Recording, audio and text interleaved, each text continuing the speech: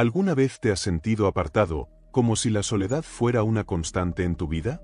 Para aquellos que han sido escogidos por Dios, este sentimiento no es una casualidad, sino una señal de un propósito más profundo. Jesús lo dejó claro cuando dijo: si pertenecieran al mundo, el mundo los amaría como a los suyos. Pero ustedes no son del mundo, sino que yo los he escogido. Juan 3:19. Este pasaje nos revela que la soledad no es un castigo ni un abandono, sino una etapa de preparación.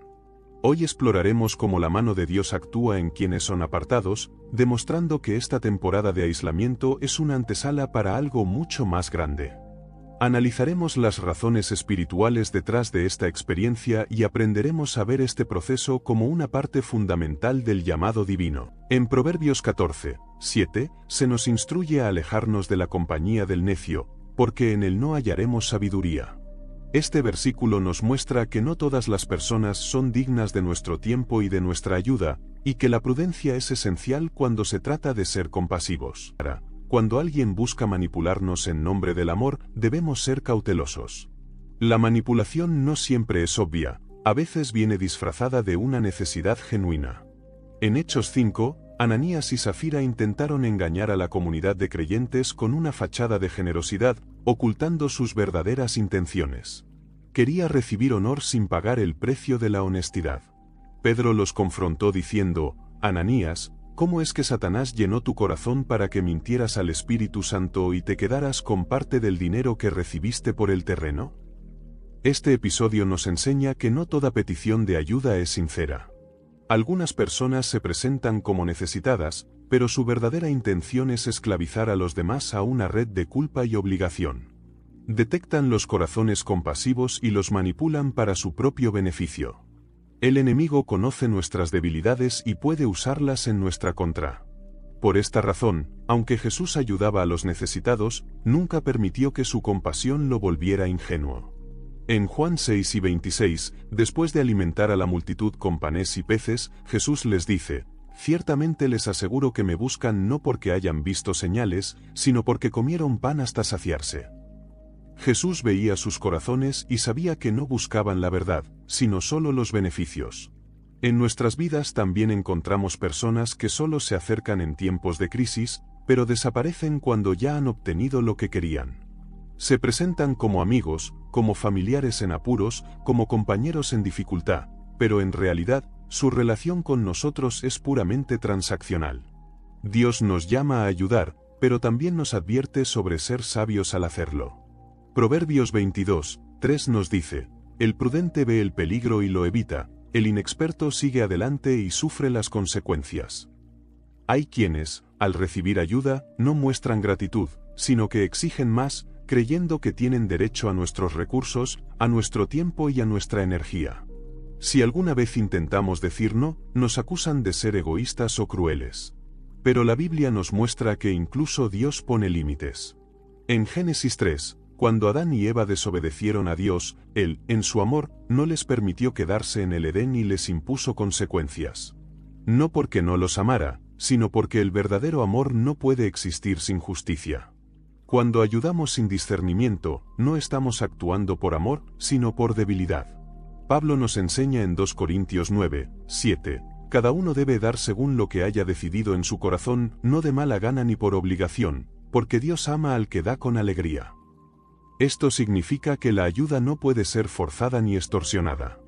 No podemos dar solo porque alguien nos presiona o nos hace sentir culpables. La ayuda debe venir de un corazón libre y dirigido por Dios. Es difícil decir no a alguien que parece necesitarlo todo. La culpa nos consume, la sociedad nos dice que siempre debemos estar disponibles, y el miedo a ser vistos como malos cristianos nos lleva a ceder.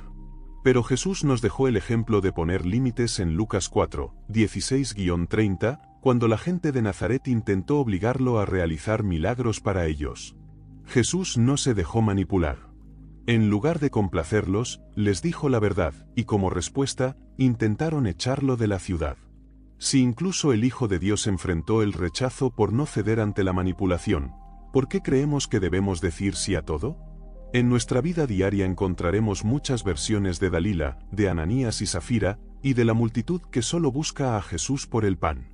Nos pedirán ayuda con palabras dulces, con lágrimas en los ojos, con promesas de que esta será la última vez que nos necesitarán. Pero la Biblia nos enseña que debemos ser sabios. Ayudar a los demás no significa permitir que nos usen. El verdadero amor no consiste en permitir el abuso, sino en actuar con justicia. En Proverbios 7 y 19 se nos advierte: el de gran ira llevará la pena, y si lo libras, tendrás que volverlo a hacer. Esto nos muestra que, al rescatar a alguien sin que haya un verdadero cambio, lo único que hacemos es perpetuar su problema. Dios nos llama a ayudar, pero también nos da sabiduría para discernir cuando nuestra ayuda está sanando realmente y cuando solo está alimentando una conducta destructiva. Cuando nos enfrentemos a una situación en la que alguien pide ayuda, debemos hacer una pausa y orar, preguntando a Dios si esta es una oportunidad para bendecir o si es una trampa disfrazada de necesidad. Recordemos que la Biblia no nos llama a ser ingenuos, sino a ser astutos como serpientes y sencillos como palomas, según Mateo 10 y 16. La bondad sin discernimiento no es virtud, sino imprudencia. En cada acto de generosidad, debemos recordar que nuestra mayor responsabilidad es ser buenos administradores de lo que Dios nos ha dado. No es nuestra tarea salvar a todos ni resolver los problemas de aquellos que no quieren cambiar. Nuestra verdadera misión es reflejar la sabiduría y el amor de Dios en cada decisión que tomamos, incluso en saber cuándo decir no. El necio rechaza la corrección y responde con desdén, lo que refleja una verdad profunda que se repite a lo largo de la historia. La historia de Faraón, narrada en el libro de Éxodo, es un claro ejemplo de cómo una persona puede resistirse al llamado divino a pesar de los signos y prodigios enviados para abrir sus ojos. Moisés fue enviado para liberar al pueblo de Israel, realizando señales extraordinarias, pero Faraón, cegado por su terquedad, se negó una y otra vez a escuchar la voz de Dios.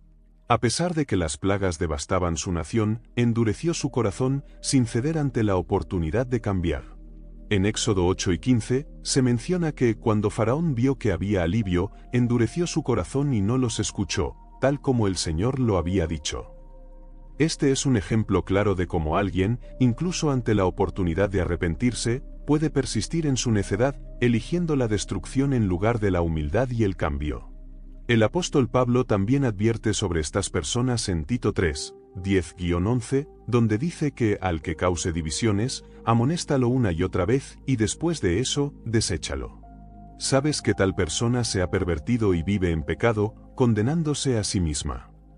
No hay razón para seguir insistiendo en corregir a alguien que ya ha decidido rechazar la verdad. A veces, lo más sabio es apartarse y dejar que las consecuencias de sus acciones sean la enseñanza más poderosa.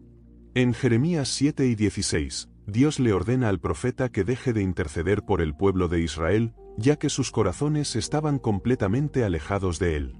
Esta advertencia es severa y nos recuerda que hay quienes toman decisiones tan firmes de rechazar a Dios, que ni siquiera la intercesión puede cambiar su destino.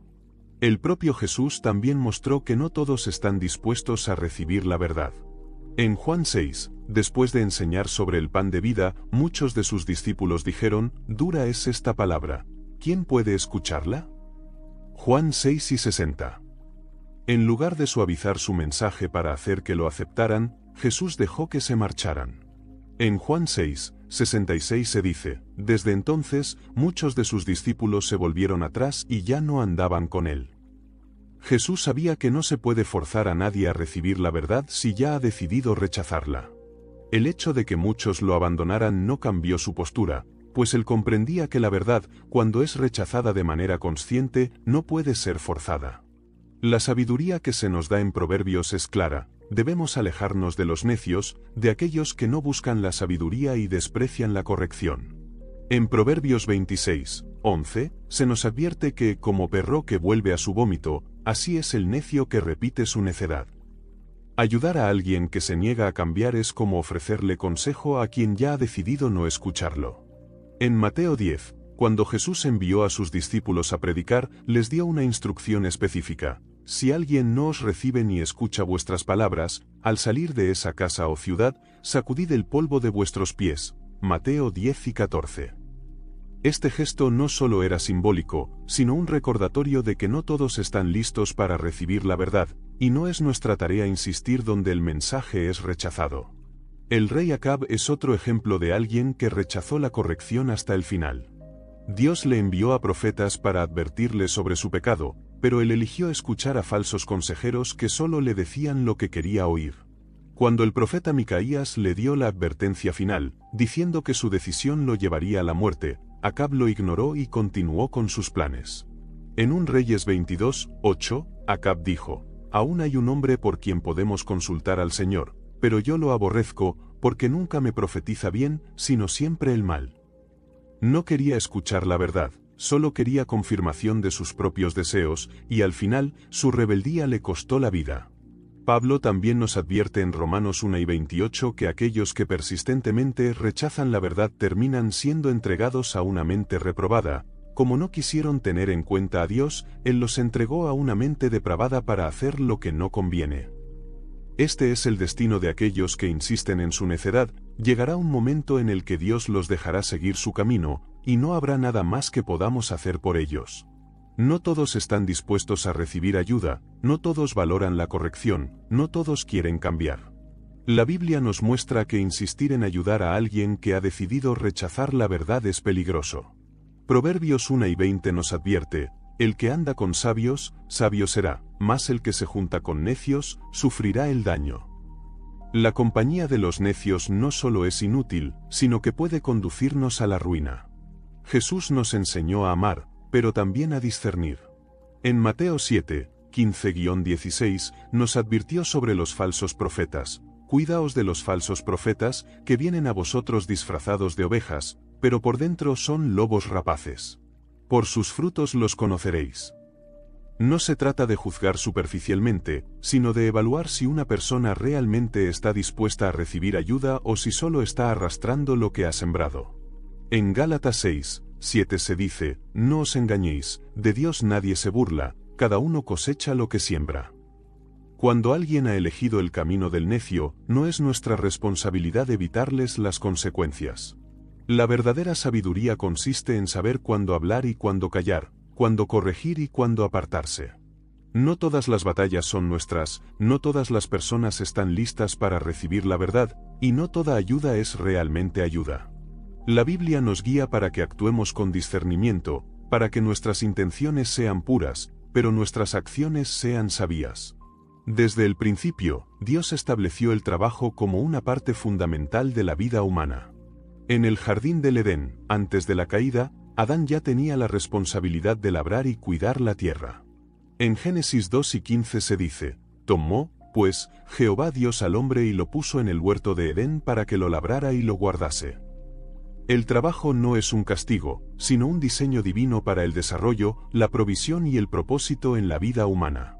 Sin embargo, a lo largo de la historia, ha habido quienes rechazan este principio y prefieren depender del esfuerzo ajeno. La Biblia es clara en su advertencia sobre estas personas. Pablo, en su carta a los tesalonicenses, estableció un principio ineludible: el que no quiera trabajar, que tampoco coma. 2 Tesalonicenses 3:10. Este no es un mensaje de indiferencia ante la necesidad, sino una instrucción para evitar fomentar la pereza y la irresponsabilidad. En la iglesia primitiva, algunos creyentes esperaban ser sustentados sin hacer ningún esfuerzo, y Pablo les recordó que cada uno debía asumir su responsabilidad. El libro de Proverbios es insistente en señalar las consecuencias de la pereza. En Proverbios 6:9-11 se dice: «Perezoso, ¿hasta cuándo has de dormir? ¿Cuándo te levantarás de tu sueño? Un poco de sueño, un poco de dormitar, y un poco de cruzar las manos para reposo, así vendrá tu pobreza como caminante, y tu necesidad como hombre armado». El descanso es necesario, pero cuando se convierte en un estilo de vida basado en la evasión del esfuerzo, las consecuencias son inevitables. Jesús, en la parábola de los talentos, mostró la diferencia entre aquellos que administran bien lo que reciben y quienes lo desperdician por negligencia. En Mateo 25:26, el señor de la parábola le dijo al siervo que no hizo nada con el talento que recibió: «Siervo malo y negligente». No hubo excusas para su inacción. Mientras los demás trabajaron y multiplicaron lo que se les dio, él eligió cerrarlo, temeroso y sin deseos de esforzarse.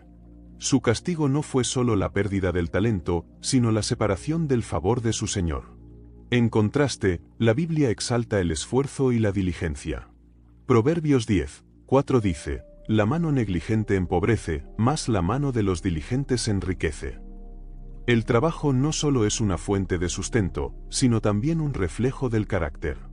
Aquellos que rechazan el esfuerzo no solo enfrentan la pobreza material, sino también una vida de dependencia y frustración. En Deuteronomio 28:12, Dios promete bendición sobre la obra de nuestras manos. Te abrirá Jehová su buen tesoro, el cielo, para enviar la lluvia a tu tierra en su tiempo y para bendecir toda obra de tus manos. La bendición está sobre el esfuerzo, no sobre la pasividad. El rey Salomón, conocido por su gran sabiduría, abordó con profundidad la importancia del trabajo en varias de sus enseñanzas. En Proverbios 12 y 24 se expresa claramente que la mano de los diligentes gobernará más, pero la negligencia será tributaria. Esto nos recuerda que el esfuerzo no solo proporciona lo necesario para vivir, sino que también eleva a las personas a posiciones de autoridad. Aquellos que se rehúsan a trabajar, ya sea por pereza o por falta de compromiso, terminan bajo la autoridad de quienes sí se esfuerzan.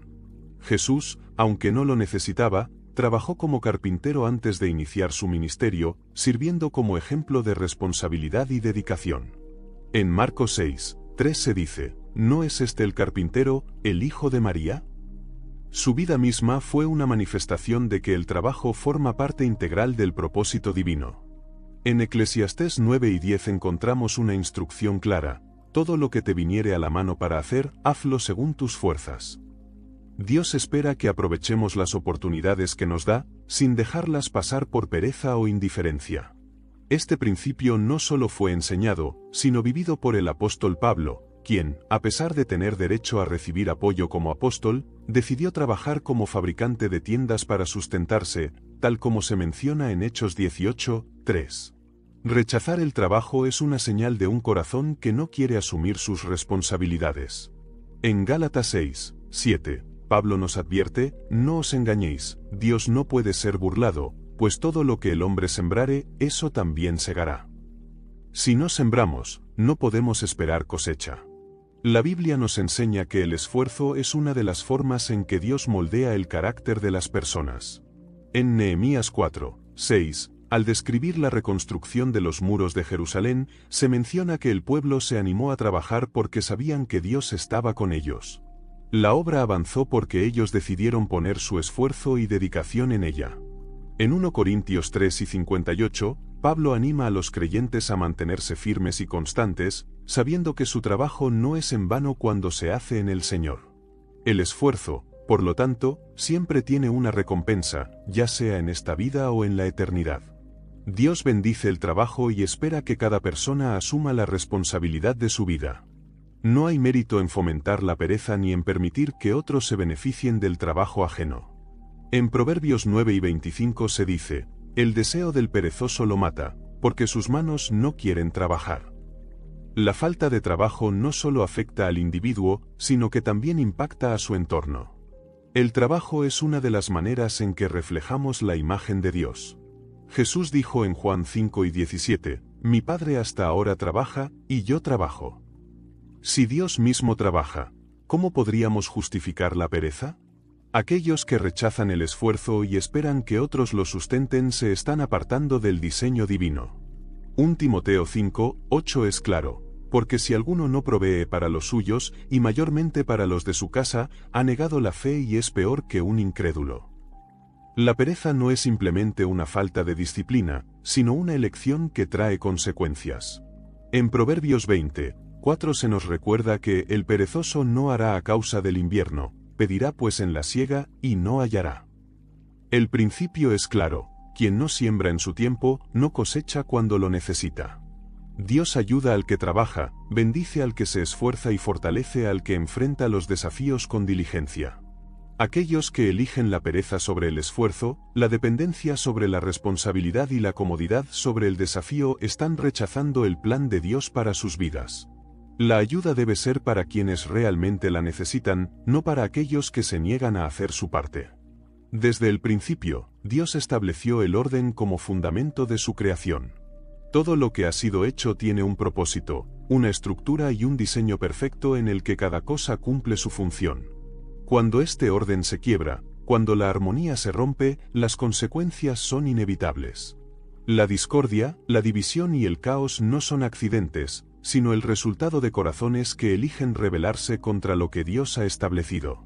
La Biblia nos advierte sobre aquellos que no solo viven en conflicto, sino que lo fomentan, lo alimentan y lo usan para sus propios fines.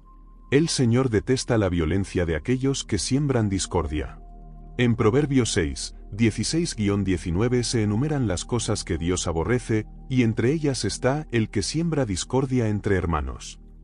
Esta no es una falta menor, sino un pecado que corrompe y destruye desde dentro. La discordia es un veneno que debilita a las familias, divide a las congregaciones y rompe la unidad entre los hijos de Dios. Un claro ejemplo de esto se encuentra en el libro de Números, donde la rebelión de Coré muestra cómo la contienda puede llevar a la destrucción. Coré, junto con Datán y Abiram, desafió la autoridad de Moisés y Aarón no porque buscara justicia, sino porque deseaba poder. Su argumento parecía razonable, pero sus intenciones eran egoístas y destructivas. El juicio fue inmediato, la tierra se abrió y los tragó vivos. El conflicto, por sí mismo, no es necesariamente señal de injusticia. Jesús mismo dijo que no vino a traer paz, sino espada, Mateo 10:34, pero su mensaje no se refería a una búsqueda intencional de la división, sino a las consecuencias naturales de la verdad. Hay una diferencia entre la oposición que surge cuando se defienden los principios de Dios y la discordia provocada por aquellos que disfrutan del enfrentamiento. Pablo, en su carta a Tito, dio instrucciones claras sobre cómo tratar con aquellos que generan divisiones. Al hombre que cause divisiones, después de una y otra amonestación, deséchalo, Tito 3:10. No estamos llamados a debatir interminablemente con quienes buscan el conflicto por el conflicto mismo. Los fariseos fueron expertos en sembrar discordia. En lugar de regocijarse cuando Jesús sanaba a los enfermos, cuestionaban el día en que lo hacía. En Mateo 12:24, al ver que Jesús expulsaba demonios, dijeron: «Este no echa fuera los demonios, sino por Belcebú, príncipe de los demonios».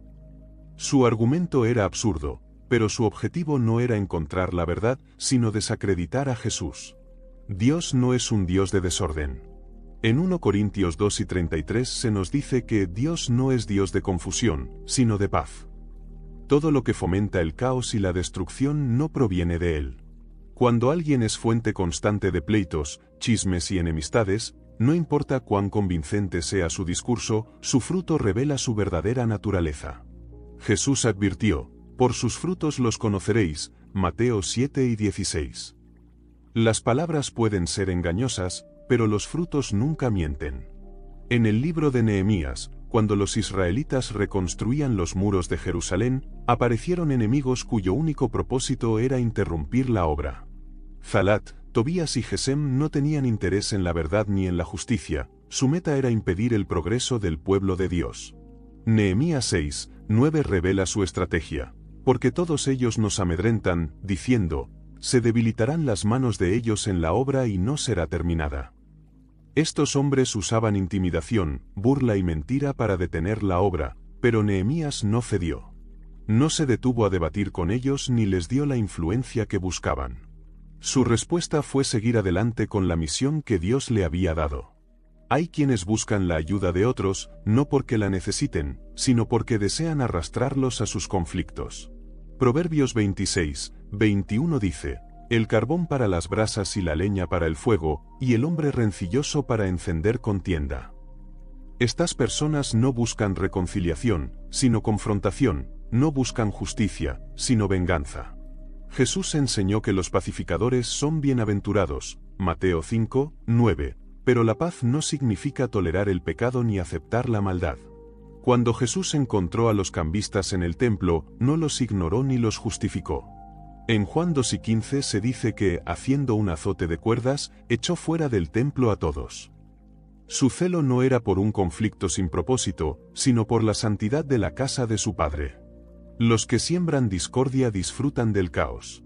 Son expertos en provocar divisiones, en manipular emociones y en enfrentar a unos contra otros. Sus palabras parecen razonables, sus argumentos parecen justos, pero su intención es destructiva.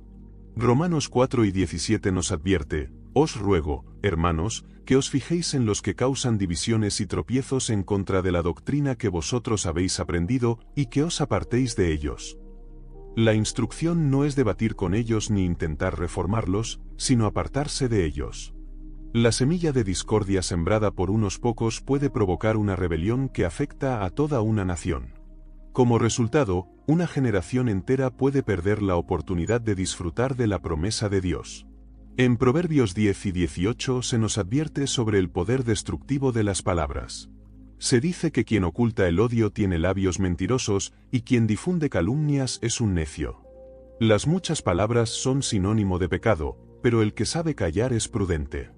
Las palabras, en su naturaleza, tienen un poder inmenso, pueden construir o destruir. Un corazón que busca el bien edificará con sus palabras, pero aquel que se deleita en el conflicto arrasará con cada cosa que diga. La Biblia no solo nos advierte sobre aquellos que crean discordia, sino que también nos enseña a cómo responder frente a ellos. En 2 Timoteo 2, 23-24 se nos dice que debemos evitar discusiones necias que solo generan contiendas, y nos insta a ser amables con todos, no porque se trate de ser pasivos ni ignorar la verdad, sino porque es fundamental no caer en la provocación de quienes buscan conflictos sin razón. Las personas que siembran discordia suelen presentarse como víctimas, como si lucharan por una causa noble, pero sus motivaciones son mucho más profundas y oscuras: el orgullo, la envidia y el deseo de poder. En Santiago 3 y 16 se dice que donde hay celos y contención, hay perturbación y toda obra perversa. Su presencia no trae paz ni crecimiento, sino caos y destrucción. Dios es justo, y en su tiempo, pondrá a cada uno en su lugar. Como se dice en Proverbios 19:5, el testigo falso no quedará impune, y quien habla mentiras no escapará de las consecuencias. Nada queda oculto a los ojos de Dios, y ninguna palabra destructiva queda sin consecuencias. La ayuda no debe brindarse a aquellos que usan la vida de otros como campo de batalla para sus propios intereses. La Biblia nos llama a no respaldar a quienes hacen de la contienda su estilo de vida. Nos llama a buscar la paz, a edificar y a discernir. Donde está Dios, hay orden, verdad y justicia, y en su justicia no hay lugar para la contienda sin propósito. Desde tiempos antiguos, las Escrituras han dejado claro que hay una clara distinción entre aquellos que buscan a Dios y aquellos que lo rechazan. No se trata de una cuestión de ignorancia o falta de oportunidades, sino de una elección deliberada de apartarse de la verdad. Dios extiende su misericordia a todos, pero no obliga a nadie a recibirla. Hay quienes han decidido endurecer su corazón, rechazar la instrucción y burlarse de la santidad. La Biblia advierte sobre el peligro de asociarse con tales personas, no solo por su falta de compasión, sino porque su influencia puede desviarnos del camino de la rectitud. En el Salmo 1:1, se dice que bienaventurado es el hombre que no sigue el consejo de los impíos, ni anda en el camino de los pecadores, ni se sienta en la silla de los escarnecedores. No solo se trata de evitar sus acciones, sino de no compartir sus caminos ni permitir que sus palabras nos influencien. La comunión con los malvados corrompe, desgasta y debilita la fe. La historia de Israel está llena de ejemplos que demuestran cómo la cercanía con aquellos que rechazan a Dios llevó al pueblo a la idolatría y eventualmente a la destrucción. En los tiempos de Elías, Acab y Jezabel gobernaron Israel, despreciando abiertamente la ley de Dios. No solo promovieron la adoración a Baal, sino que persiguieron a los profetas del Señor y corrompieron al pueblo con prácticas abominables. En 1 Reyes 9:25 se nos dice que nadie fue tan malo como Acab, quien se vendió para hacer lo malo ante los ojos de Jehová, influenciado por su esposa Jezabel. No solo se apartaron de la verdad, sino que arrastraron a muchos consigo. A pesar de que Dios envió advertencias y llamó al pueblo al arrepentimiento, la influencia de los malvados fue más fuerte para aquellos que no guardaron su corazón. El apóstol Pablo también advierte sobre este peligro en 2 Corintios 6 y 14, cuando nos dice que no debemos unirnos en yugo desigual con los incrédulos. ¿Qué tiene que ver la justicia con la injusticia? ¿Y qué comunión tiene la luz con las tinieblas? Esta no es una prohibición arbitraria, sino una advertencia sobre la incompatibilidad entre la verdad y la mentira, entre la pureza y la corrupción. Relacionarnos con aquellos que rechazan a Dios no puede ser una relación neutra. Tarde o temprano, uno influirá sobre el otro. En el libro de Nehemías, cuando el pueblo regresó del exilio para reconstruir Jerusalén, algunos líderes intentaron formar alianzas con naciones vecinas que no temían a Dios. Nehemías fue tajante en su respuesta y recordó lo que ocurrió con Salomón, quien, a pesar de ser amado por Dios, pecó al ceder a la influencia de mujeres extranjeras y desobedecer a Dios. La relación con quienes rechazan la verdad no es algo trivial. Incluso el hombre más sabio de su tiempo, Salomón, cayó al ignorar esta advertencia. Jesús también fue claro acerca del destino de aquellos que rechazan a Dios. En Mateo 10 y 14 instruyó a sus discípulos que, si alguno no los recibe ni escucha sus palabras, debían salir de esa casa o ciudad y sacudir el polvo de sus pies. No les dijo que insistieran ni que intentaran forzar a otros a aceptar la verdad. Si alguien rechaza la verdad, el mensaje no es para él. El rechazo a Dios no es solo incredulidad, es una rebelión consciente contra su autoridad. En Romanos 1, 21-22, Pablo describe cómo, habiendo conocido a Dios, algunos no lo glorificaron ni le dieron gracias. Se envanecieron, y profesando ser sabios, se hicieron necios. La incredulidad no surge por falta de evidencia, sino por soberbia y orgullo. Es una decisión de resistirse a la verdad, aunque ésta se tenga frente a los ojos. La historia de Faraón es otro ejemplo claro de esto. Dios le envió señales, plagas y advertencias, pero él decidió endurecer su corazón y no obedecer. En Éxodo 9 y 12, se nos dice que Jehová endureció el corazón de Faraón y no lo escuchó, tal como Dios había predicho. La terquedad de Faraón lo llevó a su propia ruina. Los impíos no solo rechazan a Dios, sino que intentan arrastrar a otros con ellos. En 2 Pedro 2, 1-2 se nos advierte sobre los falsos maestros que introducirán herejías destructivas, y muchos seguirán sus disoluciones. Su rechazo a la verdad no se limita a su propia vida, buscan desacreditarla, atacarla y destruirla. En los días de Noé, la maldad de los hombres era tan grande que no había arrepentimiento, y cuando llegó el juicio, fue definitivo. La incredulidad de los impíos no es pasiva, sino activa, convirtiéndose en burla, desprecio y persecución hacia quienes eligen la verdad. En Hechos 7, 57-58, Esteban fue apedreado no por cometer un crimen, sino por proclamar el Evangelio. Sus verdugos no estaban interesados en debatir ni en reflexionar, su rechazo fue violento y ciego. El salmista escribió en el Salmo 14, 1 que el necio dice en su corazón no hay Dios. Esta afirmación no nace de la razón, sino de la conveniencia de negar la autoridad de Dios. La incredulidad no es un problema de falta de pruebas, sino de rebelión. La instrucción es clara, no podemos ayudar a quienes han decidido rechazar la verdad. En Proverbios 29, 1 se nos advierte que el hombre que es reprendido y endurece su corazón será quebrantado, y no habrá para él remedio. No podemos obligar a nadie a recibir la gracia de Dios, y no podemos insistir donde el corazón ya se ha cerrado. Jesús también nos advirtió en Mateo 7, 6 que no debemos dar lo santo a los perros ni echar nuestras perlas delante de los cerdos.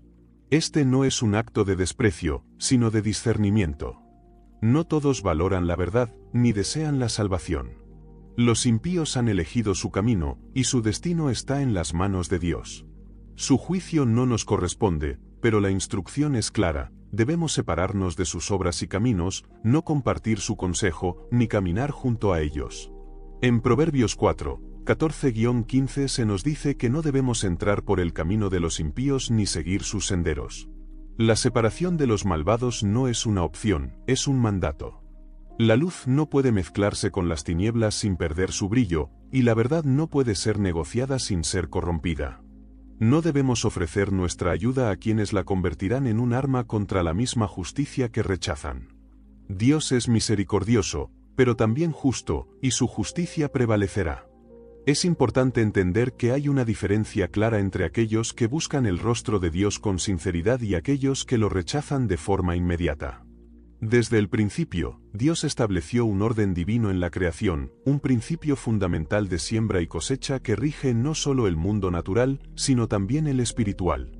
Este principio asegura que todo lo que el hombre siembra, eso también cosechará. Quien siembra con generosidad, amor y justicia, cosechará los frutos de su esfuerzo y dedicación. Por el contrario, aquel que solo busca recibir, sin dar nada a cambio, sin mostrar gratitud o sin experimentar una transformación interna, terminará vacío y sin bendición. Las Escrituras nos advierten sobre aquellos que tienden la mano únicamente para pedir, pero nunca abren su corazón para dar.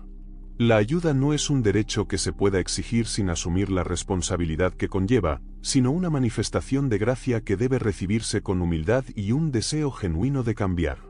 La Biblia revela que, aunque Dios es generoso, no derrama sus bendiciones sobre quienes no valoran lo que reciben.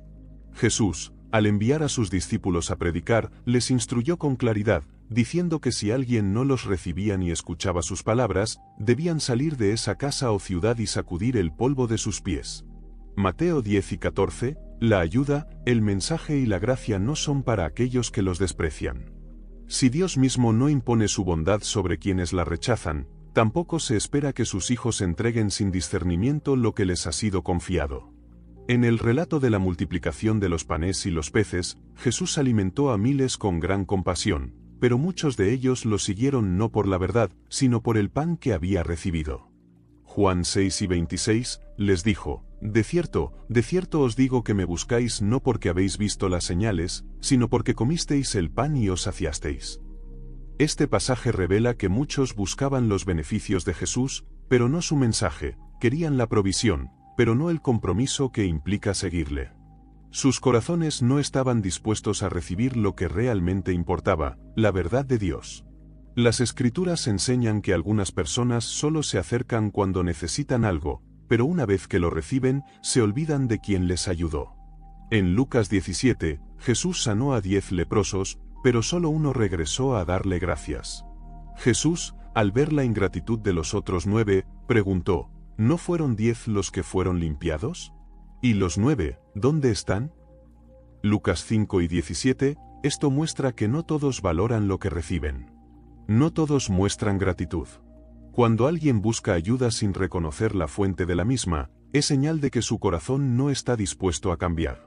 Proverbios 30, 15 utiliza una imagen poderosa para describir a quienes nunca están satisfechos con lo que reciben, comparándolos con una sanguijuela que siempre dice, dame, dame. Hay personas cuyo único propósito es tomar, sin importar cuánto se les ayude, siempre pedirán más sin ninguna intención de mejorar su situación, sin deseo de trabajar, sin interés en cambiar. La ayuda que se da a estas personas nunca es suficiente, porque su corazón no busca restauración, sino dependencia. Dios espera que su pueblo sea generoso, pero también sabio. En 2 Tesalonicenses 3 y 10, Pablo establece un principio fundamental: el que no quiera trabajar, tampoco coma. Esto no es falta de compasión, sino una verdad espiritual. La ayuda debe ir acompañada de responsabilidad. Cuando alguien recibe sin dar, sin transformar su vida, sin mostrar frutos, está demostrando que lo que se le ha dado no ha producido un cambio en su corazón. Jesús habló de la importancia de multiplicar lo que se recibe en la parábola de los talentos. En ella, el Señor da recursos a sus siervos y luego les pide cuentas sobre lo que han hecho con ellos. Al siervo que escondió su talento y no lo hizo crecer, le dijo, siervo malo y negligente. Mateo 25, 26, la bendición que no se valora se pierde, y la provisión que no se administra adecuadamente se quita. Dios no da para que sus dones sean desperdiciados, sino para que sean usados con propósito. La ayuda debe ser dirigida a quienes tienen un corazón dispuesto a recibirla con humildad y gratitud. En el Antiguo Testamento, la ley de Dios ordenaba a los israelitas dejar espigas en el campo para los pobres, pero los necesitados debían ir a recogerlas por sí mismos. Levítico 19, 9-10, Dios proveyó para los que no tenían, pero no les llevó el alimento a la puerta. Siempre existió un principio de esfuerzo y participación. La historia de los israelitas en el desierto es otro ejemplo de cómo Dios provee, pero también demanda obediencia y acción. El maná caía del cielo cada mañana, pero cada uno debía recoger su porción. No podían almacenar más de lo necesario ni esperar que Dios hiciera todo por ellos. Cuando algunos intentaron guardar el maná en exceso, este se llenó de gusanos. Éxodo 4 y 20, Dios da lo necesario, pero espera que cada uno haga su parte. El problema de aquellos que solo buscan recibir sin dar, sin crecer, sin cambiar, es que su corazón no está en la provisión de Dios, sino en sus propios deseos. Filipenses 3:19 describe a aquellos cuyo Dios es su vientre y cuya gloria está en su vergüenza, que solo piensan en lo terrenal. Su motivación no es la verdad, ni la gratitud, ni el crecimiento espiritual, solo buscan saciarse sin considerar el propósito de lo que reciben. Jesús enseñó que dar es mejor que recibir. Hechos 8:35, la generosidad es un reflejo del carácter de Dios, pero no es una obligación ciega. Dar sin sabiduría no es generosidad, sino desperdicio. La ayuda debe ser dirigida a aquellos que la recibirán con gratitud y la usarán para crecer, no a aquellos que la tomarán sin intención de mejorar. En el libro de Proverbios, la pereza y la falta de gratitud van de la mano. Proverbios 7:24 dice, el perezoso mete su mano en el plato, y ni aun a su boca la llevará. Hay quienes quieren recibir, pero no están dispuestos a hacer ni lo más mínimo con lo que obtienen. No se trata solo de falta de esfuerzo, sino de un corazón que no valora lo que se le da. El principio de dar y recibir está presente a lo largo de toda la Escritura. Dios bendice a quienes dan con gozo, a quienes usan bien lo que reciben, a quienes siembran con sabiduría. Pero la ayuda mal dirigida solo refuerza la dependencia y la falta de responsabilidad. En el Salmo 37:21, se dice, el impío toma prestado y no paga, mas el justo tiene misericordia y da. Hay una diferencia entre recibir con gratitud y tomar sin intención de devolver, sin intención de honrar lo que se le ha dado. El libro de Ageo muestra cómo Dios retiene su bendición cuando el corazón de las personas no está alineado con su voluntad. En Ageo 1:6 se describe la frustración de aquellos que buscan la provisión sin poner a Dios en primer lugar, sembráis mucho y recogéis poco, coméis, pero no os saciáis, bebéis, pero no quedáis satisfechos, os vestís, pero no os calentáis, y el que trabaja a jornal recibe su jornal en saco roto. La bendición no solo depende de cuánto se recibe, sino de cómo se administra. La Escritura enseña que Dios ama al dador alegre, pero también muestra que dar sin propósito es insensato. Jesús dijo en Mateo 7:6, no deis lo santo a los perros ni echéis vuestras perlas delante de los cerdos. La generosidad debe ir acompañada de discernimiento. La ayuda que no transforma, que no produce gratitud, que no lleva a una vida de responsabilidad, se convierte en una carga. La verdadera generosidad edifica, corrige y fortalece. Dios no nos llama a sostener a quienes no valoran la bendición, sino a compartirla con aquellos que realmente la recibirán con un corazón dispuesto. La ley de la siembra y la cosecha sigue vigente. Quien solo quiere recibir sin dar, sin crecer, sin cambiar, no está caminando en la voluntad de Dios. Y quien da sin discernimiento, sin considerar el fruto de su ayuda, no está ejerciendo verdadera misericordia, sino alimentando una dependencia que aleja más que acerca a la verdadera provisión divina. La ayuda es un acto de amor, un reflejo del carácter de Dios en la vida de aquellos que han sido llamados a caminar en justicia. Sin embargo, la misericordia sin discernimiento puede convertirse en una carga que destruye en lugar de edificar. La Escritura no solo nos enseña a dar, sino también a entender cuándo dar, a quién dar y cuándo es necesario apartarse. No todo el que extiende la mano lo hace con un corazón dispuesto a recibir corrección. No todo el que pide auxilio está en verdadera necesidad. No todo el que busca ayuda lo hace con intenciones puras. Hay ocasiones en las que ayudar es lo correcto, pero también hay momentos en los que hacerlo solo refuerza la insensatez, el pecado y la rebelión. A lo largo de las Escrituras, vemos que la ayuda de Dios nunca es dada sin que se exija un cambio de corazón. Así como el maná caía en el desierto, pero debía ser recogido por cada uno, las bendiciones de Dios deben ser recibidas con un corazón dispuesto a ser transformado. La bendición no se da para ser malgastada, sino para ser aprovechada y multiplicada. No todos están dispuestos a cambiar, y eso es algo que debemos considerar al ofrecer ayuda. ¿Estás preparado para comprender por qué aquellos que son elegidos recorren senderos solitarios y cómo esa travesía transforma sus vidas de manera trascendental? La soledad de los escogidos no es un vacío ni una condena, sino un terreno sagrado donde Dios moldea el carácter y forja destinos. Desde los albores de la humanidad, los relatos de quienes han sido llamados por Dios han estado marcados por periodos de aislamiento que no son fruto del azar, sino una pieza esencial del diseño divino. Un claro ejemplo es José, quien fue separado de su familia, vendido como esclavo y encarcelado injustamente. A simple vista, parecía que todo estaba en su contra, que había sido olvidado, pero en realidad Dios obraba en silencio, preparándolo para una misión grandiosa: convertirse en el líder que salvaría a Egipto y a su propio pueblo. Génesis 50:20 lo confirma cuando José declara: «Ustedes pensaron hacerme mal, pero Dios lo encaminó para bien». Su aislamiento no fue un castigo, sino una herramienta de formación, un proceso necesario para alcanzar la posición para la cual había sido destinado. Este patrón se repite una y otra vez en la historia de los siervos de Dios. A menudo, quienes han sido llamados experimentan la falta de amistades cercanas, relaciones que no prosperan o la sensación de que no encajan en el mundo que los rodea. Puede parecer desconcertante, incluso doloroso, pero estas experiencias no son más que parte del plan de Dios para apartar a sus elegidos con un propósito superior de nuestro ser. Es una invitación a experimentar una sanidad que solo Él puede dar, una que toca el cuerpo, el alma y el espíritu, llevándonos a una vida plena en su presencia. A medida que seguimos explorando esta poderosa verdad, es evidente que cada promesa del Salmo 103 sigue viva y activa, invitándonos a recibir el regalo de la restauración completa.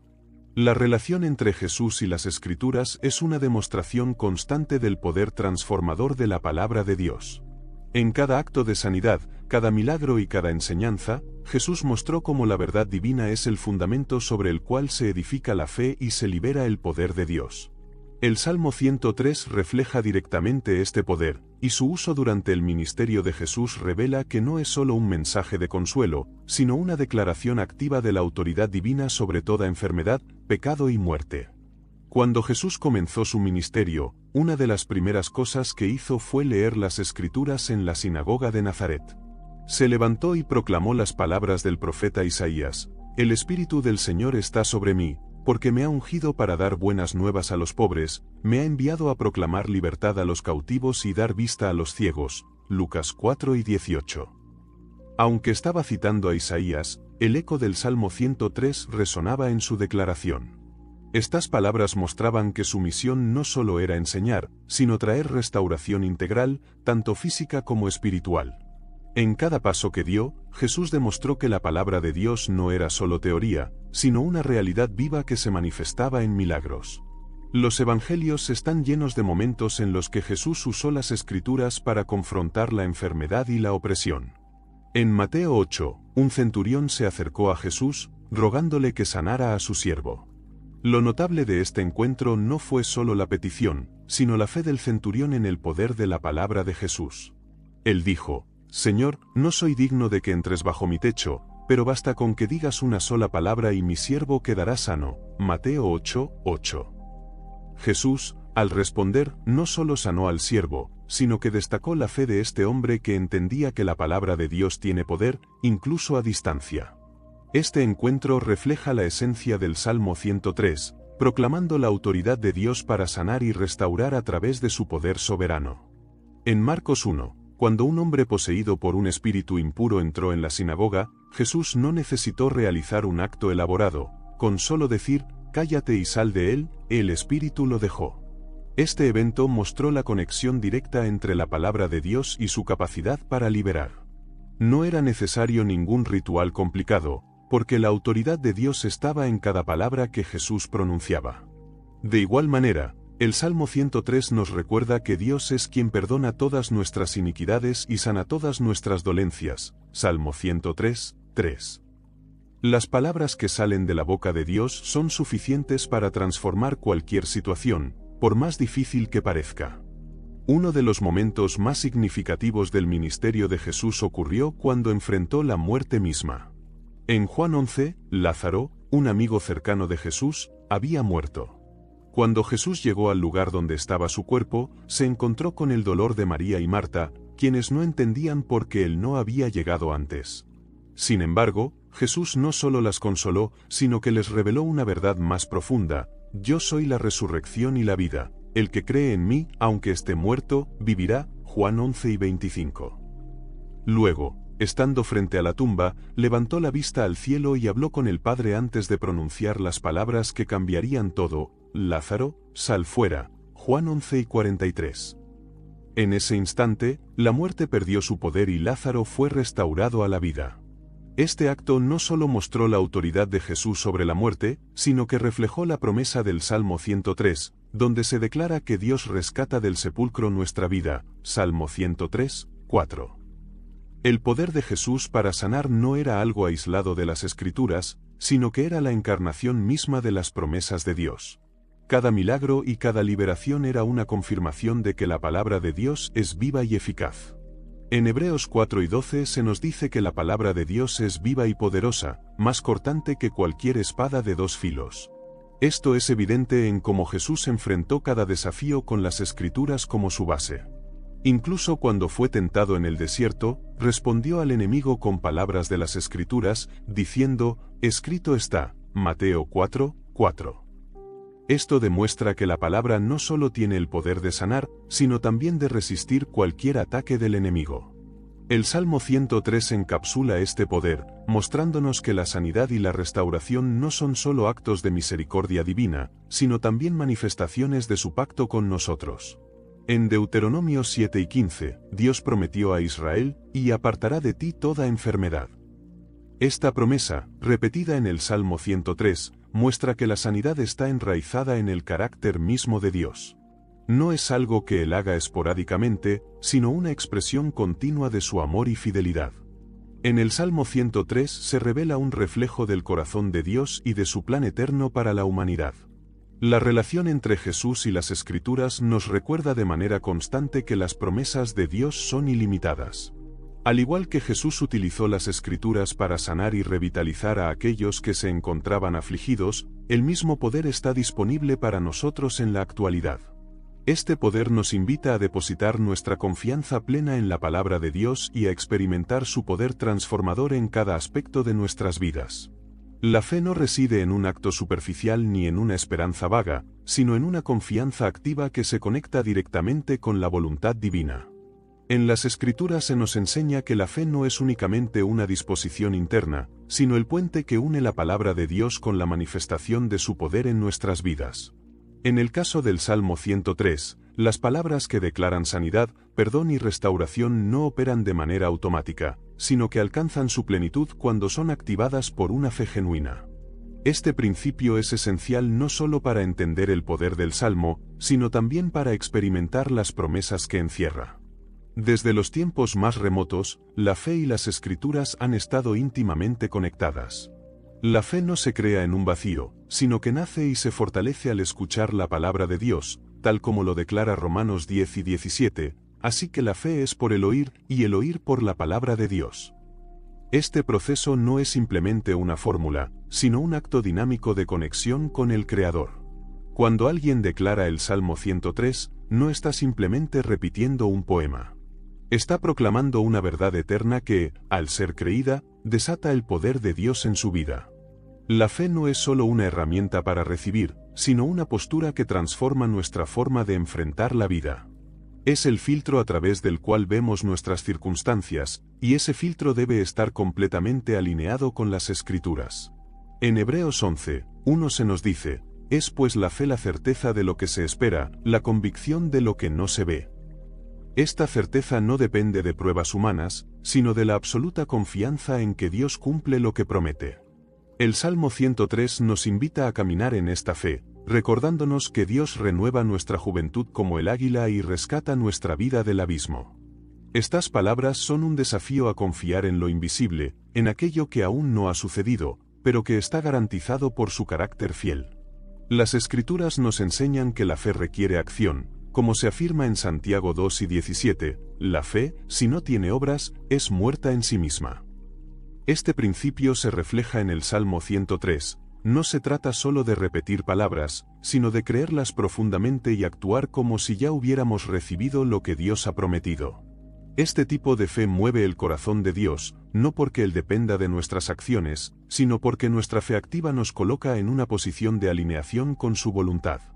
El Salmo 103 no solo declara promesas, sino que también establece un llamado a responder. La frase «bendice alma mía al Señor» es más que una invitación a alabar, es una orden para que nuestro ser interior reconozca la grandeza de Dios sobre cualquier circunstancia. Esta declaración nos recuerda que la fe no es ignorar la realidad, sino afirmar la soberanía de Dios sobre ella. Al alabar a Dios desde lo más profundo de nuestro ser, entramos en una postura de entrega total, donde nuestras limitaciones ceden ante su omnipotencia. En las Escrituras, la fe que activa las promesas de Dios a menudo va acompañada de obediencia. Cuando el pueblo de Israel se enfrentó al Mar Rojo, no tenían garantías visibles de escape, pero Dios les dio una instrucción clara: diles que marchen, Éxodo 2:15. Fue al obedecer que el camino se abrió. De igual manera, el Salmo 103 nos invita a caminar en fe, no esperando que las circunstancias cambien para declarar su verdad, sino proclamándola incluso en medio de la adversidad. Este acto de obediencia no solo libera el poder de Dios, sino que fortalece nuestra confianza en Él. La conexión entre la fe y la palabra no se limita a lo que proclamamos, sino que también se refleja en cómo vivimos. Cada promesa del Salmo 103 es una invitación a adoptar una nueva perspectiva, una que no depende de nuestras emociones ni de nuestra propia fuerza, sino de la inquebrantable fidelidad de Dios. En Isaías 55:11, Dios declara: «Así será mi palabra que sale de mi boca, no volverá a mí vacía, sino que hará lo que yo quiero y será prosperada en aquello para lo cual la envié». Este pasaje reafirma que las promesas de Dios no dependen de nuestras circunstancias, sino de su soberanía. Al proclamar el Salmo 103, nos alineamos con esta realidad divina, permitiendo que su poder obre en nosotros. En el ministerio de Jesús, la fe fue un tema constante. Cuando sanó a los enfermos, levantó a los muertos y liberó a los oprimidos, lo hizo destacando la importancia de creer. En Marcos 5, cuando una mujer tocó el manto de Jesús para ser sanada, él no solo reconoció su acción, sino que le dijo: «Tu fe te ha sanado».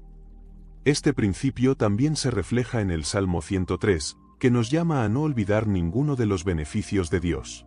Recordar estas promesas es un acto de fe, pues nos desafía a mirar más allá de nuestras limitaciones y confiar en su capacidad para obrar. La fe que activa el poder de las Escrituras también tiene un impacto transformador en nuestro carácter. No es simplemente un medio para recibir, sino una herramienta para moldearnos a la imagen de Cristo. En Romanos 12:2, Pablo exhorta: «No se amolden al mundo actual, sino sean transformados mediante la renovación de su mente».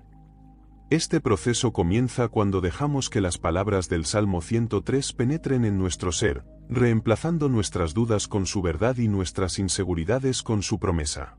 La fe, al operar en nosotros, no solo cambia nuestras circunstancias, sino que también nos cambia a nosotros. El Salmo 103 también nos enseña que la fe no es un evento único, sino un estilo de vida. Declarar que Dios perdona todas nuestras iniquidades y sana todas nuestras dolencias no es algo que hacemos una sola vez, es una proclamación diaria, un recordatorio constante de que dependemos de Él para todo.